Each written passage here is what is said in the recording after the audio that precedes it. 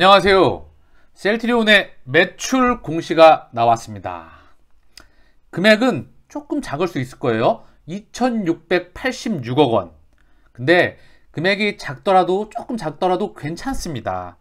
긴급 승인 난 지 며칠 안 됐음에도 레키노라가 매출에 포함된 것이 바로 포인트예요. 이게 중요한 거고요. 이제부터 실제로 수출이 이루어지는 거고요. 큰 규모의 계약건들이 나올 것입니다. 그러니 편안하게 지켜보시면 좋을 것 같아요. 상징적인 부분이 크다. 그리고 유플라이마 이제 이것도 6월부터 이제 쭉 잡힐 거 아닙니까? 런칭을 하면서. 그래서 이제 정확한 금액과 그리고 뭐 이제 물량이나 이런 부분들은 셀트리온 헬스케어의 매출을 보게 됐을 때 이제 구분을 할 수 있겠죠. 지금 매출 나왔던 부분은 이제 시작을 하는구나. 이제 본격적으로 달려나가는 그런 밑바탕을 쫙 깔아놓는구나 라고 초도 물량이 포함된 거기 때문에 그렇게 지켜보면 좋을 것 같습니다.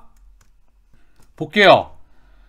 체계열 계약명 상품 공급, 헬스케어에다가 이제 공급을 하는 거죠. 바이오시밀러 항체의약품, 유플라이마, 렘시마, 허주마, 트룩시마, 산마, 그리고 코로나19 항체 치료제 레케노라. 계약 금액은 2,686억 원.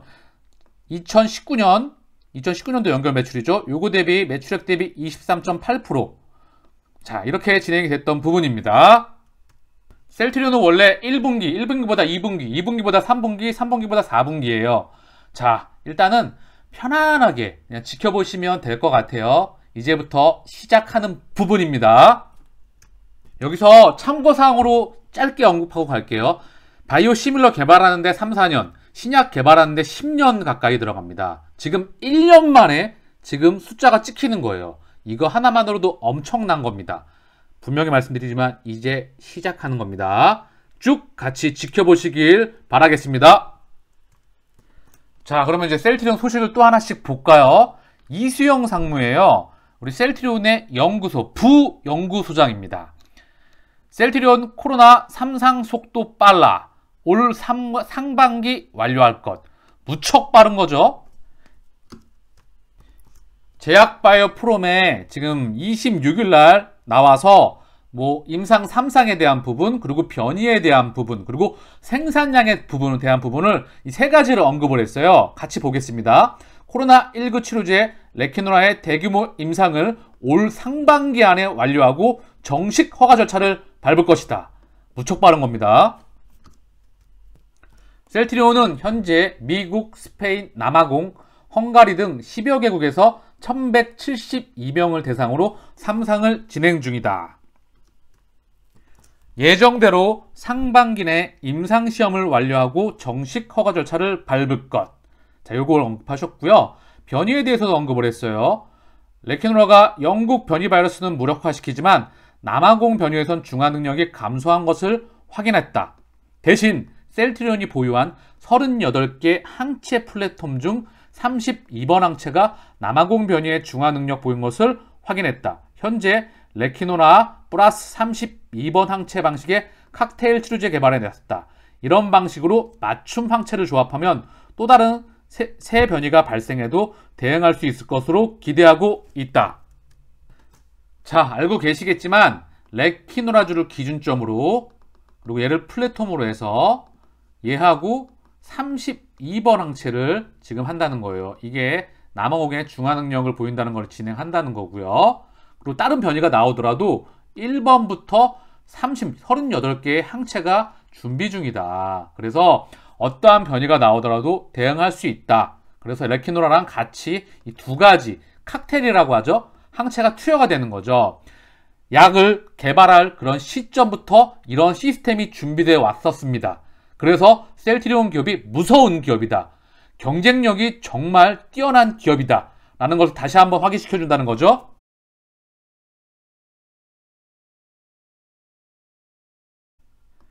생산량, 그리고 레키노라에 대한 생산량도 짧게 언급을 하셨어요. 중요하게. 셀트리온이 공장을 전력으로 가동할 때 연간 최대 320만 명 분량이 생산될 수 있다. 이거를 다시 한번 언급을 하셨던 부분이죠. 지난해 10만 명의 투약분해 생산을 완료했고 연간 최소 130만 명 분량의 생산 역량을 확보했다. 최소 130만에서 320만 명 분량까지 생산될 수 있다는 거죠. 이 부분을 다시 한번 언급을 하셨습니다. 멕시코에서 임상 3상을 지금 순조롭게 하고 있다는 그런 내용이 나왔어요. 언론에서. 멕시코 언론. 베라크루스, 멕시코죠.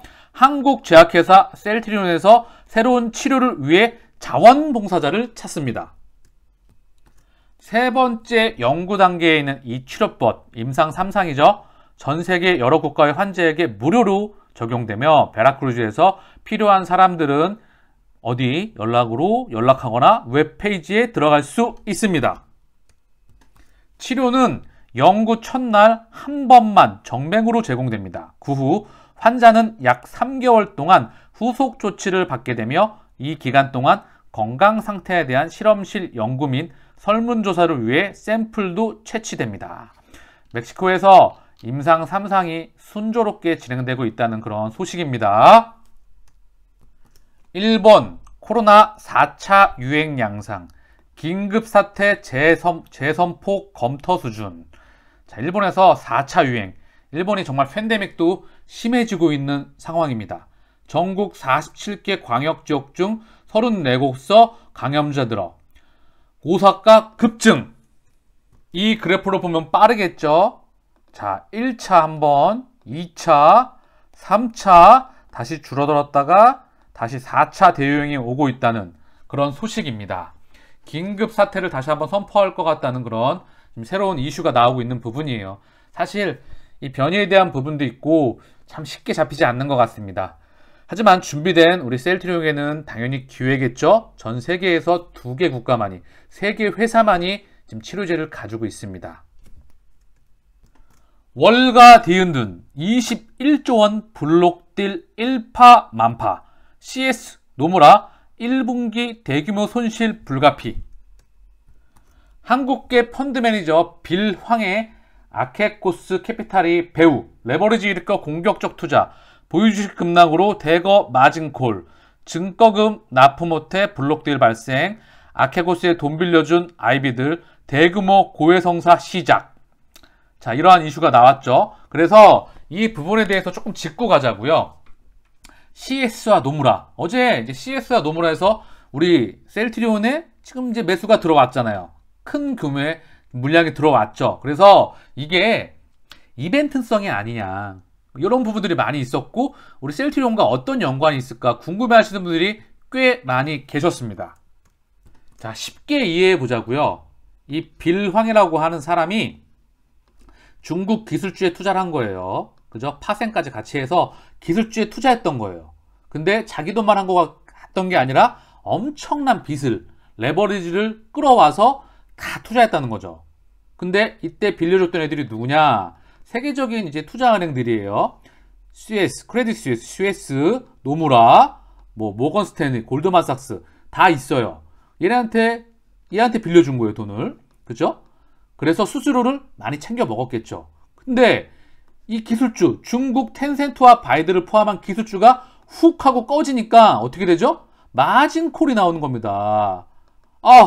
지금 잔고가 부족해. 빨리 주식이나 돈을 더 채워넣어. 근데 어떻게 하죠? 돈이 없거나 주식이 없는데. 그래서 지금 이 투자은행, 빌려준 투자은행에서는 이거 팔아야 될 거 아니에요. 그죠? 이거 지금 개인한테는 반대 매매가 나오기도 하죠.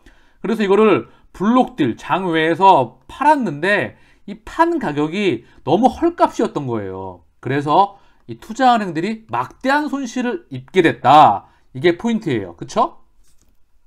자, 여기 보면 아케고스와 거래한 주요 은행은 골드만삭스, 모건 스탠리, CS, UBS, 노무라 등이다. 자, 세계적인 투자은행들이죠. 어제 상승이 EMA 사용 권고로 인한 자체적인 쇼커버이냐, 이 CS 물량은 쇼커버의 확률이 매우 높잖아요. 아니면 미국발 이벤트냐, 하루성 단발성 이벤트냐, 이렇게 생각하시는 분들이 계시더라고요. 저는 EMA 사용 권고로 인한 자체적인 쇼커버의 확률이 높다고 생각을 하고 있습니다. 근데 지금 약간 헷갈려 하시는 분들이, 아니면 이제 뇌피셜로 해서 이렇게 생각하는 분들도 많이 계신 것 같아요. 첫 번째, 어쨌든 노무라와 CS가 지금 자금 부족 현상에 시달리게 됐잖아요. 그래서 이 노무라와 CS, 얘네들은 증권사, 예를 들면 주식과 채권을 기반으로 돈 장사도 많이 하지만 주식과 채권을 기반으로 한 장사를 많이 하죠. 주식과 채권에 기반한 돈 장사. 그래서 한국 공견들에게 얘네가 지금 주식을 빌려줬을 거 아닙니까? 그러니까 한국 공견들에게 주식을 빌려준 것을 갚으라 빨리. 우리가 지금 자금이 딸린다. 그래서 급하니까 공견들이 지금 주식을 갚은 거죠. 얘네 창구를 통해서. 그래서 노무라와 그래서 1일 미국발 이벤트다. 이런 말도 나오고 있기도 하지만 한 번 더 나아가신 분이 계신 것 같아요. 노무라와 CS를 시작으로 투자은행들이 계속 자금 부족 현상이 나오는 거예요. 그래서 줄줄이 앞으로 쇼커버가 나올 수도 있지 않을까요? 이렇게 생각하는 분도 계셨던 것 같아요. 만약에 이런 현상 나오면은요, 사실 이거 진짜로 위험한 현상 오는 거예요. 얘네가 자금 부족 현상에 시달리게 되면 줄줄이 이거 세계적으로 그 증시 자체가 완전 휘청일 수 있습니다. 더 안 좋은 현상이 올 수 있어요. 그러니까 요거는 그냥 내피셜로만 남기셨으면 좋겠습니다. 두 번째, 이런 분도 계셨던 것 같아요. 현물 매도다. 현물 매도한 건데, 미국에서도 현물을 매도했기 때문에, 이 블록딜을 매도했기 때문에, 셀트리온에도 그 세력이 들어왔다면, 현물 매도를 해야 된다. 그래서 전혀 관계없는 소리다. 라고 하셨던 분들 계시는 것 같고요. 그리고 세 번째로 이거 조금 무서운 얘기인데, 이 파생 상품이 미치는 금융 시스템에 영향을 줘서 지금 저금리에 막대한 유동성이 풀렸기 때문에, 이 작은 이런 시그널이 롱텀 캐피탈, 예전에 러시아 모라토리엄 사태로 이제 퍼지게 됐잖아요. 그리고 2008년도 금융위기 사태처럼 쭉 하는 퍼지는 그런 걸로 가는 게 아니냐. 자, 이런 이야기가 좀 나왔었죠. 정리하겠습니다. 그냥 결론은 셀트리온의 펀더멘탈을 보고 고우 가시면 됩니다. 그게 핵심이고 팩트입니다. 충분히 시나리오가 있을 수도 있는 이야기예요. 왜? 노무라와 CS가 지금 막대한 손실을 입어서 지금 이제 주식 채권에서 좀 부족 현상이 생기니까 한국 공견들에게 주식 빌려준 거 갚으라. 충분히 얘기가 될 수 있는 부분이고, 뭐 여러 가지 쭉 다른 애들이 이제 투자은행들이 자금 부족 현상에 나오게 되면서 줄줄이 그런 현상들이 나올 수도 있겠죠. 내피셜처럼. 그런데 제가 봤을 때는 셀트리온의 펀더멘탈을 보고 가면 됩니다. 그리고 EMA 사용 공고나 자체적인 쇼커버 라고 저는 보고 있기도 하고요. 또 하나는 실적이 폭발적으로 증가하는 해입니다. 그래서 그 무엇이 됐든 셀트리온의 펀더멘털을 보고 가면 되십니다. 참고사항으로 이 기사도 하나 보고 갈게요. B2의 그늘, 증권사 연체율 급등, 8개 대형사 작년 평균 1.33, 전년보다 0.37% 상승, 연체율 낮아진 은행권과 대조, 상승하는 대형 증권사 대출 연체율이라고 해요. 신용 빌려준 거잖아요. 그래서 보면 개인을 대상으로 한 신용 대출이 크게 늘어난 게 연체율 상승을 부채질했을 것이란 분석도 나오고 있다. 개인 신용 융자 잔액이 9조 2,133억 원에서 19조 2,214억 원으로 2배 이상 늘었다. 그래서 담보로 잡은 주식으로도 원리금 상환이 안 되는 경우가 그만큼 늘었다는 얘기다. 이런 얘기도 나오고요. 뭐 채권에는 정상 요주의, 그리고 회수 의문, 추정 손실, 뭐 이런 것들이 있거든요. 그래서 약간은 신용에 대해서 리스크가 나올 수 있다. 증시가 그만큼 중요한 겁니다. 이 증시가 버텨줘야 경제가 잘 돌아가는 부분이라는 거죠. 그래서 연기금이 좀 이런 부분도 좀 조정이 필요하겠죠? 왜? 우리 경제를 떠받치는 한 축이잖아요. 증시는요. 중요한 부분입니다. 세 번째, 아까 얘기하다 만 건데요. 파생 상품에 미치는 금융 시스템에서 지금 이 사태가 나와서 전 세계 증시를 뒤흔들어 버리는 거 아니냐. 그래서 이 자금 파동이 전체를 다 흔들 수 있는 게 아니냐. 저는 여기까지는 보고 있지 않아요. 이제 우리가 주식 투자를 하고 있으니까 경제에 대한 부분을 다시 한번 살펴보고 갈게요. 이 사태를 금융위기, 2008년도 미국발 금융위기, 리만 브라더스 사태가 무너지면서 그 전에 베어 스턴스가 무너지면서 그 다음 리만까지 무너지면서 전 세계를 쫙 전이지했던 거기까지 보고 있지 않습니다. 다만 참고사항으로서 우리가 주식 투자를 하니까 경제 원리를 알아볼 수 있도록 한번 제가 볼게요. 먼저 금융 시스템을 좀 이해하고 갈게요. 다들 알고 계실 텐데 한번 좀 볼게요. 이 한국을 기준으로 먼저 좀 이해를 할게요. 한국은요, 이 한국은행이라고 하는 중앙은행이 있어요. 그리고 제1금융권이 있습니다. 여기에는 이제 우리가 알고 있는 우리 외환, 신한, 하나, 같은 거죠. 국민은 국민, 하나, 외환, 신한, 우리 4대 은행이 있고요. 여기에 외국계 은행이 또 있습니다. 그죠? CT, 뭐 HSBC 여러 가지 있겠죠. 그리고 중요한 건 여기에 또 정부계 은행이 있죠. 뭐 수은, 사은, 기은, 중소기업은행, 그쵸? 그리고 지방은행이 있습니다. 그리고 농협, 수협 이런 것들이 있어요. 자, 이게 1금융권이라고 합니다. 쉽죠? 그리고 이제 2금융권. 2금융권은 우리가 알고 있는 증권, 보험, 자산운용, 연금과 기금, 여기에 뭐 우체국, 그리고 뭐 가난 신협 이런 거 있잖아요. 상호금융 이런 것들, 신협, 그리고 저축은행, 그리고 캐피탈, 여전사라고 하죠. 이런 것들을 제2금융권이라고 해요. 더 나아가 3금융권에는 이제 대부업이 있을 수 있겠죠. 사나머니, 대부업체, 그리고 마지막으로 이 금융, 1금융, 2금융, 3금융을 떠받치는 금융중개보조기관이 있을 겁니다. 여기에는 신용평가하는 신용평가기관이 있겠죠. 한국에는 3대가 있죠. 한기평, 한신평, 그리고 나이스, 그리고 신용보증기관이 있을 수가 있고요. 그리고 한국거래소, 뭐 이런 것들도 있을 거고요. 한국예금보험공사, 그리고 자산관리공사, 여러가지 이런 것들이 금융을 중개하는 쭉 그런 부분이죠. 이게 금융의 전부예요. 한국 중심으로 말하는 거예요. 자, 그러면 제가 이걸 왜 설명했죠? 이유가 있습니다.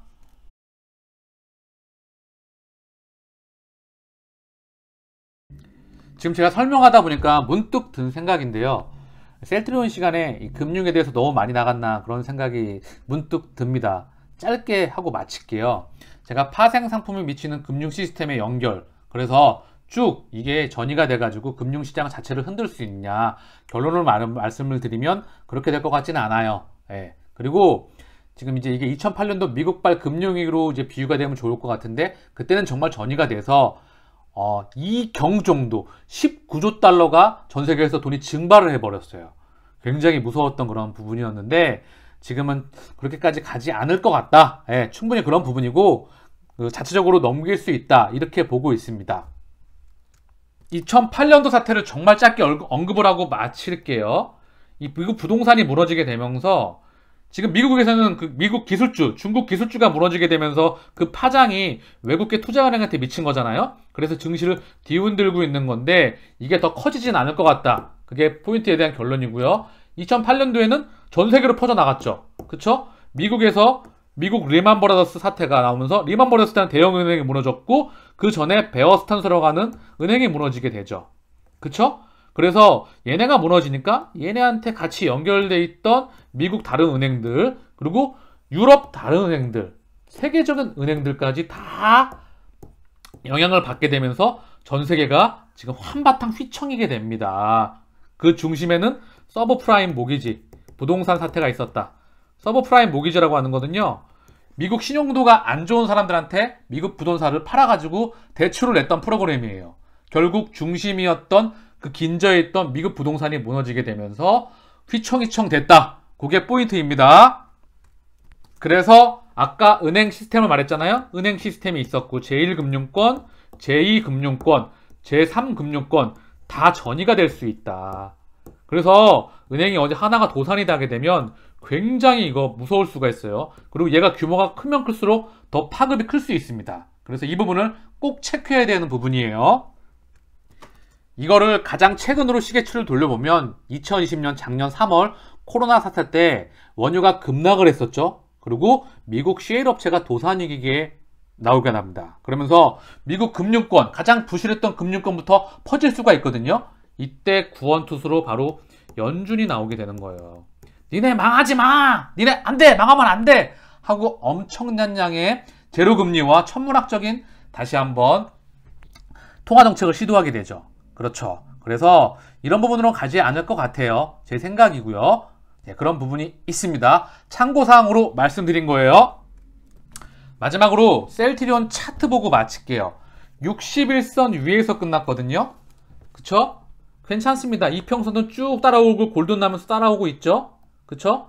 여기서 안착하고 있어요. 그리고 거래량이 조금 덜 동반되는데 상관없습니다. 이렇게 동반되고 이렇게 동반되던 뭐 이게 1, 2거일 안에 나오는 부분은 아니잖아요. 그래서 이렇게 동반되고 줄어들었다가 다시 나왔다가 또 줄어들었다가 계속 나올 수도 있는 부분이고, 거래량도 점진적으로 우상향할 수밖에 없는 상황입니다. 그러니까 하루 이틀 일희일비하실 필요는 전혀 없습니다. 우리가 장기적으로 우상향하는 거, 실적과 주가는 우상향하는 거는 확실성에 들어와 있는 그런 부분이 돼가고 있습니다.